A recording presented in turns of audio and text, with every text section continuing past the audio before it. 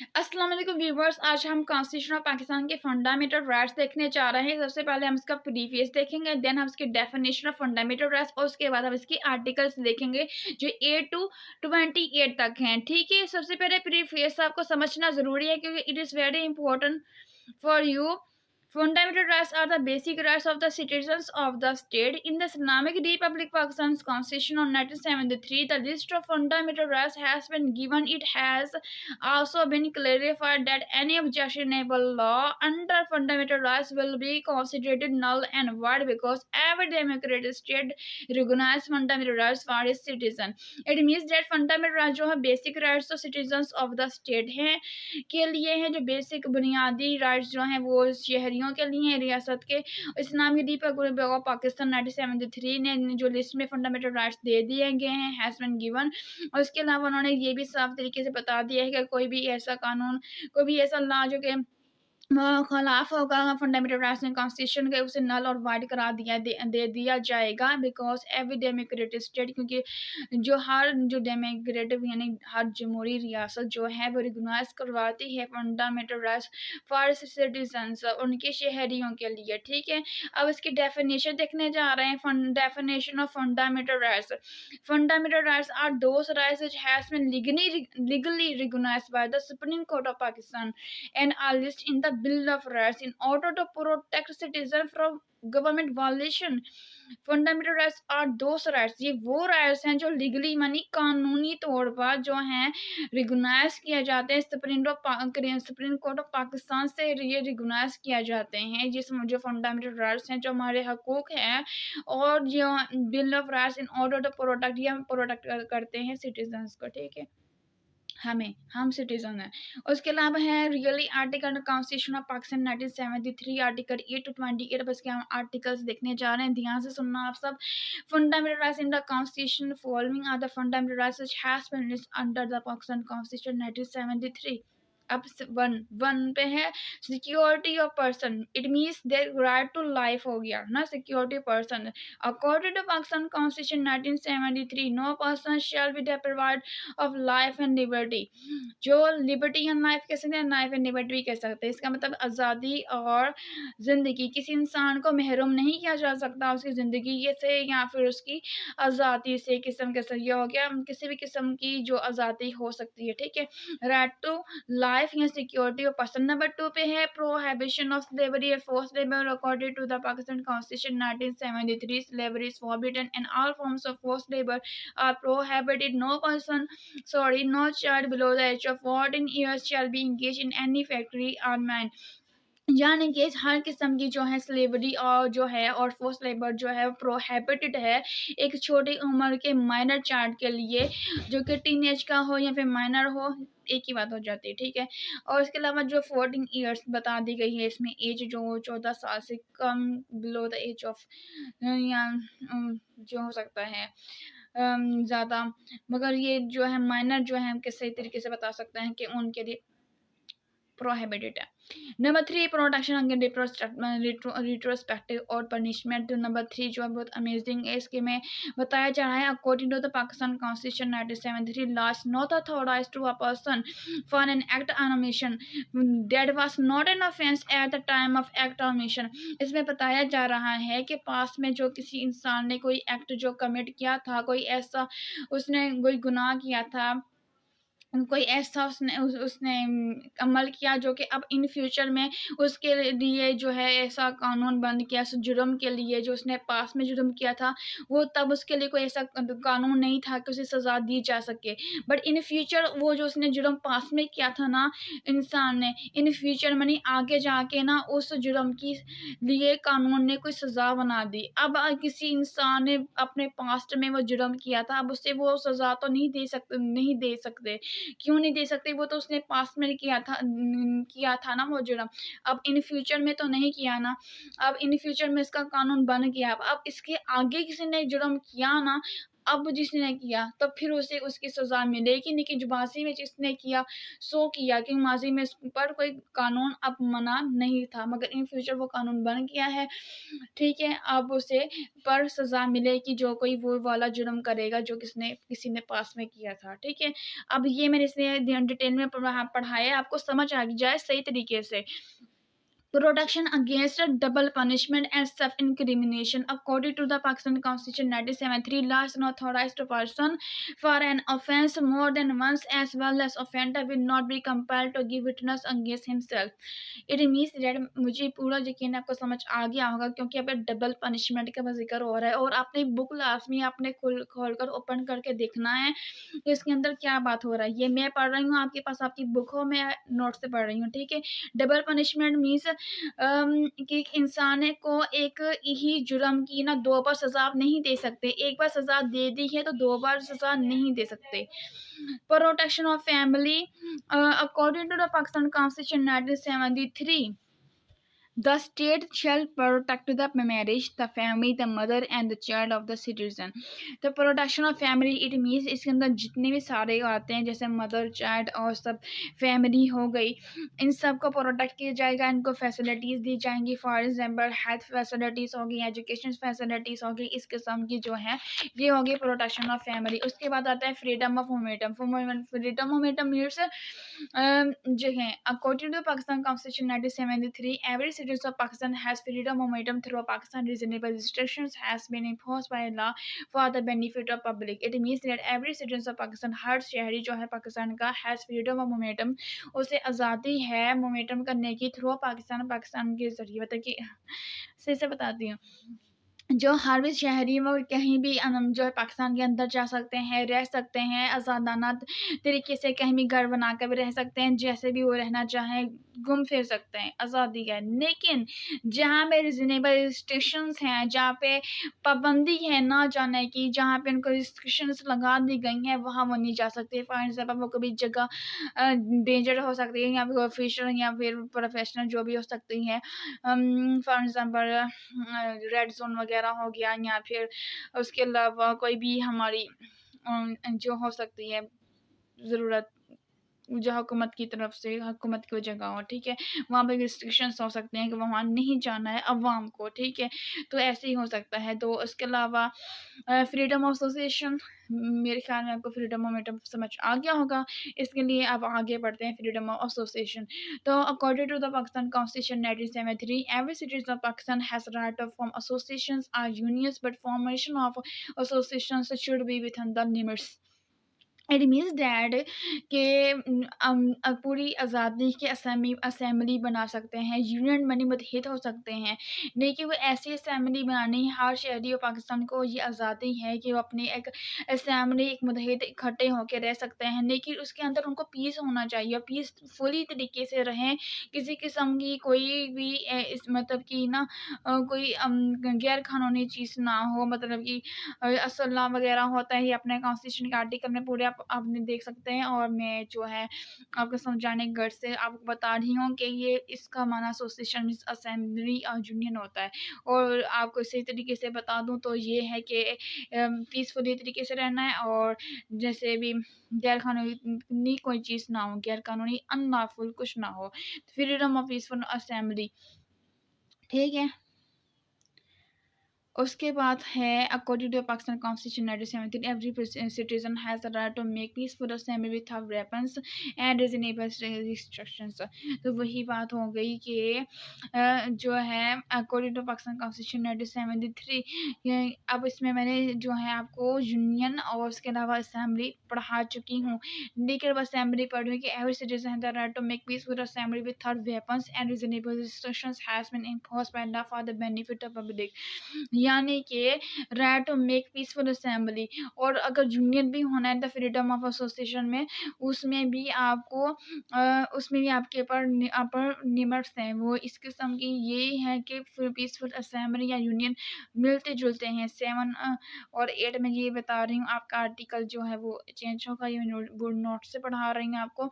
ये reasonable restrictions money वो restrictions हैं कि गैर कानूनी कोई भी चीज़ ना हो, गैर अखलाकी गैर कानूनी, ठीक है। फ्रीडम ऑफ ट्रेड, बिजनेस या profession according to the Pakistan constitution 1973, every citizen has a right to adopt any lawful profession. आप कभी लॉफुल प्रोफेशन अडॉप्ट कर सकते हैं, आपको खुली आज़ादी है। एवरी सिटीजन ऑफ पाकिस्तान को has a right to adopt any lawful profession and can establish any lawful business, और एस्टैब्लिश कर सकते हैं कोई लॉफुल बिजनेस, ओके। ये पाकिस्तान के हर एक शहरी को, हर एक इंसान को आज़ादी है कि वो एक ट्रेड, बिजनेस या प्रोफेशन फ्रीडम फ्रीडम तरीके से कर सकते हैं। फ्रीडम ऑफ स्पीच में है according to the Pakistan constitution 1973, every citizen has a right of freedom of speech and expression, but reasonable restrictions has been imposed by law for the benefit of public and state। अब देखें, पाकिस्तान के constitution 1973 में हर एक इंसान को जो है ना उसके आज़ादाना बोलने की पूरी पूरी जो आज़ादी दे दी गई है, लेकिन उसी पर क्या रिस्ट्रिक्शंस लगी हैं। अपने मुल्क के ख़िलाफ़ कुछ नहीं बोलना है, आपको भी तकरीर कर सकते हैं आज़ादाना तरीके से, लेकिन आप मुल्क के ख़िलाफ़ ना बोलें, इस्लाम के खिलाफ ना बोले, कोई इंटरनेशनल रिलेशंस के खिलाफ ना बोले। ये आपकी जो फ्रीडम ऑफ स्पीच में कुछ लिमिट्स लगा दी गई हैं, कुछ रिस्ट्रिक्शंस लगा दी गई हैं कि भाई इन पाबंदियों को फॉलो करना है, मेरी कि इनकी जो पाबंदियां हैं इनका ख्याल रखना है, इनमें ना ऐसे कोई टॉपिक को नहीं छेड़ना, जो ऐसा नहीं बोलना जो कि आपके मुल्क के खिलाफ हो या आपके इस्लाम के या गैर कानूनी चीज़ हो। वैसे आपको अपने हक के बोल सकते हैं, और उसके अलावा कोई ज़्यादा ना तकरीर कर सकते हैं, बोल सकते हैं, पूरी आज़ादी है, लेकिन किसी पर तंकीद नहीं कर सकते। अब फ्रीडम और रिलीजन में आ जाते हैं। According to Pakistan constitution 1973, every citizen has a right to promote practice and separate his religion, यानी कि हर शहरी को राइट है कि वो प्रोमोट कर सकता है, प्रैक्टिस कर सकता है, और सेपरेट कर सकता है, यानी स्प्रेड कर सकता है इस रिलीजन, यानी फैला सकता है अपने रिलीजन को, उसको और प्रोमोट कर सकता है, उसकी प्रैक्टिस कर सकता है। और हर किसी को ये राइट है, भले वो किसी भी मज़हब से ताल्लुक़ रखता हो, ठीक है। हमारे कॉन्स्टिट्यूशन में ये राइट है, हर किसी को है। तो फ्रीडम जो है safeguard against religious taxes, और no person shall be compelled to pay any special tax for promotion of any religion other than his own. ये तो आप समझ गए होंगे, कोई ऐसा स्पेशल टैक्स नहीं देना है जो कि promotion religion other than his own, ठीक है। No person shall be compelled, कभी कंपेल नहीं है। तो उसके बाद है कि आपसे से बता दूं कि रिलीजियस टैक्सेस जो होते हैं उनको पे करने से मना कर दिया गया है। तो वो भी स्पेशल टैक्स जो होता है। और उसके अलावा safeguard to establish an educational institution of religion, safeguard establish करते हैं किस तरीके से, establish education institution of religion, safeguard में प्रोटेक्शन मिल रही है। Every religious community has a right to educate his followers and has a right to establish its own education institutions, उनके पूरी पूरी आज़ादी को एजुकेट कर सकते हैं, अपने फॉलोवर्स को स्टैब्लिश कर सकते हैं अपने खुद के अदारे educational. Protection freedom according to the Pakistan Constitution 1973, every citizen of Pakistan has a right to be member of any political party, but public servants can't take part। को तो जो है मेंबर बन सकते हैं पॉलिटिकल पार्टी के, यानी कि पब्लिक सर्वेंट जो होते हैं वो वो नहीं ले सकते हैं कोई भी पार्ट पॉलिटिक्स में। Public servant can't take part कहते हैं। Safeguards in case of arrest and detection, every citizen who is arrest and kept in custody shall be brought before a magistrate within a period 24 hours after such arrest। Every citizen यानी हर एक शहरी जो कि उसे arrest किया गया, ठीक है, उसे कस्टडी में रखा गया है, अब उसे मजिस्ट्रेट के सामने 24 यानी 24 घंटों के अंदर अंदर उसे जो है मजिस्ट्रेट के सामने उसे लेकर जाना होगा, ठीक है। ये हो गया अरेस्ट और डिटेक्शन का सेफ गार्ड। उसके बाद है equality of citizen according to the Pakistan constitution 1973। उसमें बता दें are citizen including women and children are equal in the eyes of law and are entitled with equal rights, यानी वुमेन हो या चिल्ड्रन हो वो आइज ऑफ लॉ में equal हैं और इंटाइटल है इक्वल राइट्स के, बराबर राइट्स के। तो हो गया इक्वलिटी ऑफ सिटीजन, यानी हर एक शहरी को राइट्स हासिल है चाहे वो कोई भी हो। Freedom of property rights according to the Pakistan constitution 1973 provides protection to the properties of the citizens and no one can deprive them from their own properties। It means that के हर इंसान जो है उसकी जो है जो प्रॉपर्टी उसकी प्रोटेक्शन की जाएगी, और हर शहरी जो उसे महरूम करने की कोशिश करेगा, उसकी प्रॉपर्टी से में भी से जो है लास्ट में पनिशमेंट तो दी जाएगी, लेकिन उसकी प्रॉपर्टी को प्रोटेक्ट किया जा रहा है, कोई भी उसे महरूम नहीं कर सकता। अगर वो ऐसे करने की कोशिश करेगा तो उसे प्रोटेक्शन सॉरी पनिशमेंट दी जाएगी।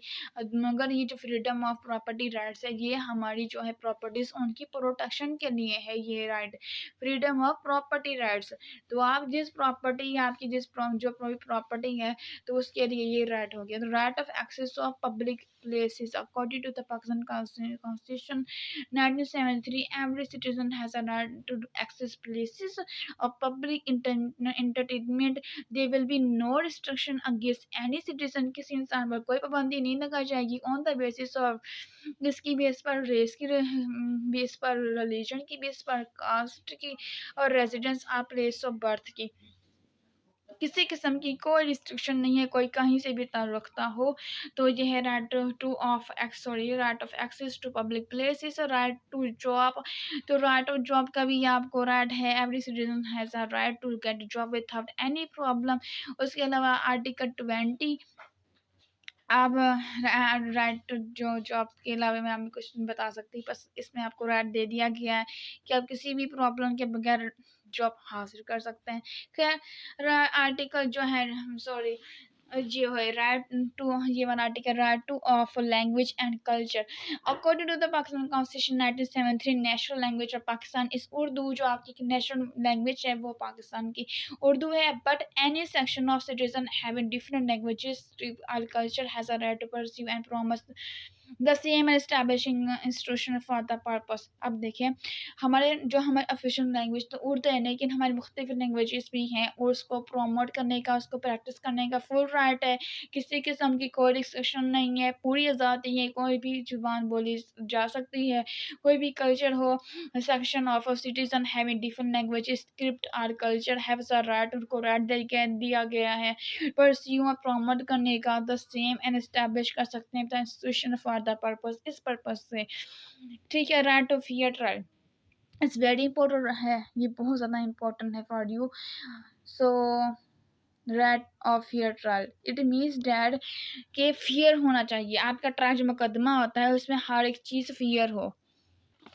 अब देखें, every person entitled to fair trial and due process, यानी कि ट्रायल क्या होता है, दो पार्टीज होती हैं, उनका जुडिशनल प्रोसीडिंग्स होती है, उनके दोनों के मुकदमा सुना जाता है। कोई भी पार्टी कोई भी एविडेंस लाती है, कोई भी अपना जो है विटनेस लाती है, तो जज का काम है उनको सुने, उनको जांचे, उनको देखे वो किस किस्म से उनका केस का मोड़ जा रहा है, कौन क्या कह रहा है, किस किस्म का ये केस है, कौन सच है क्या झूठ है। ये सारा जो है जुडिशनल प्रोसीडिंग्स होती है, ये ट्रायल होता है, इसके अंदर जज का काम होता है इस तरीके से उसको देखे, अगर वो अपना विटनेस लाते हैं, अपना कोई एविडेंस लाते हैं, उन दोनों चीज़ों को देखा जाए और देखा कि मुजरम क्या है, मुजरिम कौन है, इस किस्म की चीज़ें जो है प्लांटेड डिफेंडेंट के दरमियान जो चीज़ें होती हैं, जज का काम है उनको फॉलो करें, उनको देखे, आई मीन कि उनको देखें, मतलब सब जांच कर और जो है फिर डिसाइड करे। केस का फैसला आखिर में किया जाता है। बहुत इसमें जो मुकदमे में ये चीज़ें होती हैं उनको पूरा राइट होता है, और जो है जज वो किसी किस्म की साइड किसी की ले नहीं सकता है, और उसका खुद का भी केस नहीं वो खुद ले सकता, मतलब उसके खिलाफ कोई मतलब उसका खुद का कोई केस हो या उसके खुद के रिलेटिव्स का हो, वो मतलब कि इस किस्म का वो किसी की साइड नहीं से ले सकता है जज। और उसके अलावा जो है जज दोनों साइड्स को देखता है और जो फैसला जो भी करता है वो बिल्कुल सही करता है, बिकॉज वो दोनों बातें सुनता है जज। और उसके अलावा जो है ये सब कुछ जज पर होता है, वो किसी भी पार्टी की साइड नहीं ले सकता है, वो जो जज होता है उसके लिए दोनों बराबर होते हैं। ठीक है, उस आखिर में फिर जज ने फैसला देना होता है। जुडिशल प्रोसीडिंग्स की इसमें दो पार्टीज होती हैं, मैं को पहले बता चुकी हूँ, पेरेंट्स और डिफेंडेंट। और ये ट्रायल का पूरा एक अलग मामला काफ़ी बड़ा होता है। ठीक है, fair trial and due process देखिए अकॉर्डिंग टू लॉ सब कुछ होता है, and every person entitled to fair trial and due process under the sorry under the law everyone who is charged if with a criminal offense is presumed innocent until proved guilty के जो भी charge होता है criminal offence में, ठीक है। और वो जो जज होता है वो चार्ज को देखता है और उसके अंदर क्या लिखा होता है कि जुर्म किस वक्त हुआ, किस कैसे हुआ, ये सब चीज़ें इस किस्म की। और उसके अलावा जो है जब तक जो है पता नहीं चल सकता है किसने जुर्म किया है, तो किसी को भी ऐसे मुजरिम ठहराया नहीं जा सकता है, ठीक है। Right to education every according to the Pakistan constitution 1973, right to education the state shall provide free and compulsory education to all children of the age of 5 to 16 years. It means that free education होगी 5 से 16 साल की age तक। Right to of information. So, according to the Pakistan Constitution 1973, every citizen has a right to have access to information all matters of public borders without an offense sorry issue. कि हर किस्म की आप information ले सकते हैं, ठीक है। हर किस्म की इंफॉर्मेशन ले सकते हैं, लेकिन वो इंफॉर्मेशन जिस पर रिस्ट्रिक्शंस लगी हुई हैं ना, वो इंफॉर्मेशन आप नहीं ले सकते। फॉर एग्जाम्पल आपकी कोई आर्मी की हो गई या फिर किसी किस्म की कोई ऐसी किसी अदारे की हो गई, वो आप नहीं ले सकते हैं। उसके अलावा आपको पूरी आज़ादी है, आप कोई और इंफॉर्मेशन ले सकते हैं, ठीक है। उसकी आपको पूरी आज़ादी है, जिस पर रिस्ट्रिक्शंस लगी हैं वो आप नहीं ले सकते इंफॉर्मेशन के तौर पर। उसके अलावा है can fundamental rights be suspend, क्या फंडामेंटल राइट्स सस्पेंड हो सकता है? वाकई हो सकता है। अब देखते हैं ड्यूरिंग अ नेशनल इमरजेंसी। देखें जो हमारी नेशनल इमरजेंसी जब लग जाती है ना, when state itself in danger and many fundamental rights can be suspend. जब ऐसे कोई सिचुएशन हो जाती है, ठीक है, नेशनल इमरजेंसी लग जाए, तब हमारी स्टेट जो है खतरे में पड़ जाती है, ठीक है, अल्लाह ना करे। तो फंडामेंटल राइट्स जो होते हैं वो सस्पेंड हो जाते हैं कई सारे, because fundamental rights have no meaning but the right of life personal liberty can not be suspend. लेकिन जो है ना राइट ऑफ लाइफ और पर्सनल लिबर्टी ये सस्पेंड कभी नहीं होते हैं, ठीक है। Can not be suspend according to the original constitution के मुताबिक। A difference between fundamental rights and ordinary rights, ये हमारा खत्म होने ही वाला है सारा। और एज तो सोर्स कहते हैं fundamental rights are available under the constitution. ये कॉन्स्टिट्यूशन के हैं जो हम मुताबिक दिए जाते हैं। फंडामेंटल राइट्स जो अवेलेबल होते हैं अंडर द कॉन्स्टिट्यूशन, कॉन्स्टिट्यूशन है। Ordinary rights are provided by the ordinary law. उसके बाद जाते हैं as to scope. Fundamental rights has wider scope, जबकि ऑर्डिनरी राइट्स का जो ऑर्डिनरी और राइट्स जो होते हैं उनका लेस स्कोप होता है। इस पर कोई टॉपिक बनाने के ऑर्डिनरी राइट्स क्या होते हैं, ठीक है। As to enforceability fundamental rights are enforcement even against the government, वो गवर्नमेंट के जो हैं इवन अगेंस्ट द गवर्नमेंट होते हैं, ठीक है। यहाँ तक के fundamental rights are non enforceable, वो नहीं होते हैं इन्फोर्सबल, नाफिज नहीं होते हैं अगेंस्ट द गवर्नमेंट। अब पेरिकुलर मार्क्स देखते हैं, तो पेरिकुलर कहते हैं we can state that fundamental rights are part of the constitution. अल्लाह हम कह सकते हैं फंडामेंटल राइट्स जो है कॉन्स्टिट्यूशन का हिस्सा होते हैं। They can be no democratic constitution without with it as many fundamental rights has been given in this constitution which are protecting people to get them violated by government. कहते हैं जो democratic constitution है उनमें जो fundamental rights जो हैं दिए जाते हैं कॉन्स्टिट्यूशन में, वो प्रोटेक्ट करते हैं लोगों को to get them violate by government. अब आप समझते हैं जो ठीक है fundamental rights can not be suspend, वो सस्पेंड नहीं सकते हैं विथआउट अप्लाइंग कॉन्स्टिट्यूशनल मेथड बगैर किसी कॉन्स्टिट्यूशनल मेथड्स के।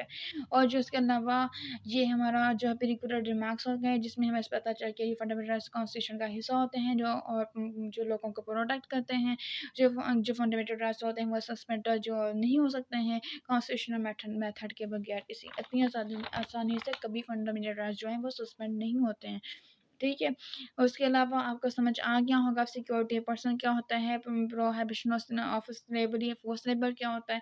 देखिए पूरी बात तो ये है, जैसे ही आप इनके नाम पढ़ेंगे ना आपको पता चल जाएगा। जैसे कि प्रोटेक्शन अगेंस्ट रिट्रोस्पेक्टिव और पनिशमेंट हो गया कि और पनिशमेंट, आप इसको एक बार पढ़ेंगे वो पता चल जाएगा कि किसी ने कोई मासी में जो काम किया था, जुर्म किया था, उसकी सज़ा उसे जो है अब नहीं मिल सकती, क्योंकि जो वो काम तो उसने मासी में किया था तब कानून नहीं बना था, ठीक है। अब इन फ्यूचर में बन गया है, तो अब आगे जो कोई सज़ा करेगा, कोई जुर्म करेगा, तब उसे उसकी सज़ा मिलेगी जब कानून भी होगा। कानून भी जब लॉ भी उस जो है जुर्म की सज़ा देने के लिए इन्फॉर्सिबल होगा। पास्ट में इन्फॉर्सिबल नहीं था, इन फ्यूचर में हो गया। ये ऐसी चीज़ है जो कि स्टूडेंट्स को मे बी थोड़ा हो। उसके अलावा डबल पनिशमेंट जो है और इन सेल्फ इंक्रिमिनेशन आपको पता चल गया होगा, डबल पनिशमेंट नहीं दी जा सकती। किसी एक जो है इसने किसी ने एक बार जो कोई जुर्म किया उसे एक बार सज़ा दी जाएगी, उसे 2 बार सज़ा नहीं दी जाएगी, ठीक है?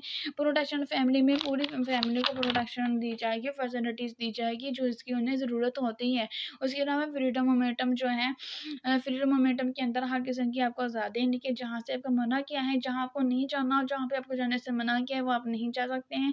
और फ्रीडम एसोसिएशन में आपको यूनियन बना के आप रह सकते हैं, यूनियन भी बनाने हैं तो पीस बदन लगा बनानी और वो जो निवर्सन उनको देखना है क्या निवर्सन उसकी फ्रीडम ऑफ पीसफुल असेंबली आपको भी असेंबली बना सकते हैं बगैर किसी रजिस्ट्रेशन के। मगर रजिस्ट्रेशन तो ये है कि गुना अनलॉफुल और गैर कानूनी कोई चीज़ ना हो, कि वेपन ना हो, कि रीजनेबल रजिस्ट्रेशन यही है इस पर।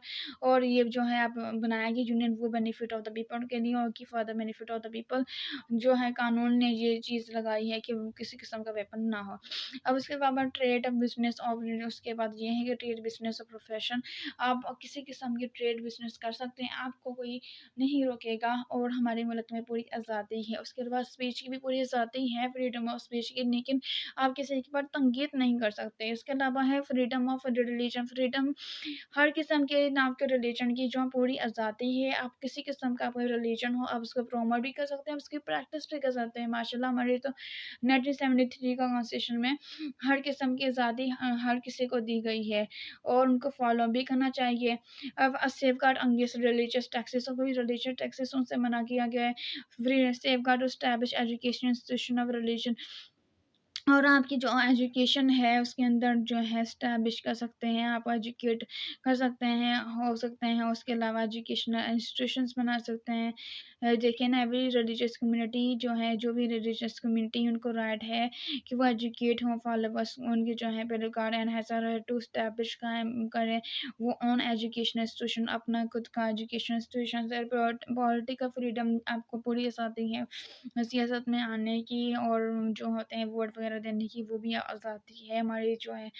ख़ैर ये काफ़ी लंबा टॉपिक हो जाएगा, आपको समझाऊँगी safeguards in case of arrest and detention ऐसी हो जाए तो 24 घंटों के अंदर मजिस्ट्रेट के सामने जो है जो मुलज़िम होता है उसको जो है लाज़मी लेकर जाना है, और लाज़मी उनके सामने 24 घंटों के अंदर जो कस्टडी में होता है इंसान, तो इस किस्म की जो होती हैं चीज़ें, तो उसमें मजिस्ट्रेट के सामने लेकर जाना लाज़मी है और फिर मजिस्ट्रेट ही फ़ैसला करेंगे, देखेंगे पूरी बात।